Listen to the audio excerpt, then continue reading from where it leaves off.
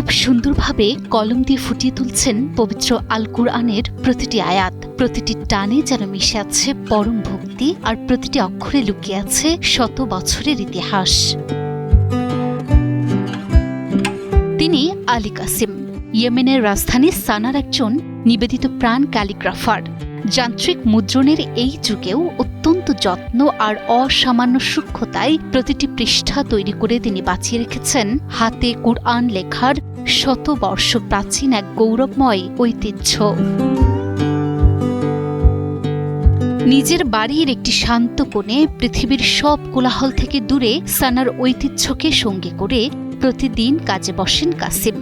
সাবধানে কলমটি কালিতে ডুবিয়ে প্রতিটি অক্ষরের বাঁক, দৈর্ঘ্য আর গভীরতা ফুটিয়ে তোলেন তিনি। কাসিমের মতে পবিত্র কুরআনের এই রূপ ফুটিয়ে তোলা অন্য যে কোনো কিছু লেখার চেয়ে সম্পূর্ণ আলাদা। এর জন্য প্রয়োজন প্রতিটি আয়াতের ভারসাম্য, প্রতিটি শব্দের ওজন এবং আল্লাহর বাণীর প্রতি এক গভীর আধ্যাত্মিক বোঝাপড়া। মুদ্রণ যন্ত্রের আবির্ভাবের আগে এই হস্তলিখিত পদ্ধতিই ছিল কুরআন সংরক্ষণের প্রধান মাধ্যম। আলী কাসিম সেই ঐতিহ্যকে ধরে রেখেছেন।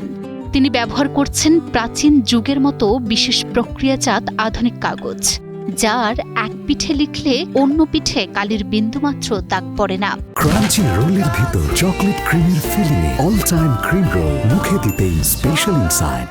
আর এই পুরো কাজটির জন্য তিনি বেছে নিয়েছেন সুনির্দিষ্ট নিয়ম মেনে চলা অটোমান লিপি বা নাসাখ লিপিকে।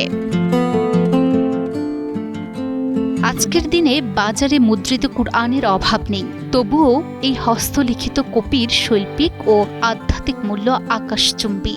আলী কাসিমের মতো শিল্পীরা এই অনন্য শিল্প রূপটিকে টিকিয়ে রেখেছেন।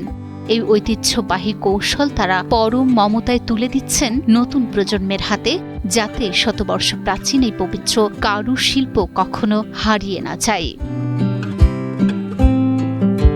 প্রযুক্তির জোয়ারেও ভক্তি আর শিল্পের মেলবন্ধনে সানার এই কারিগর প্রমাণ করছেন কিছু ঐতিহ্য চিরন্তন, যা সময়ের কাছে কখনো মলিন হয় না, যাতে শতবর্ষ প্রাচীন এই পবিত্র শিল্প কখনো হারিয়ে না যায়।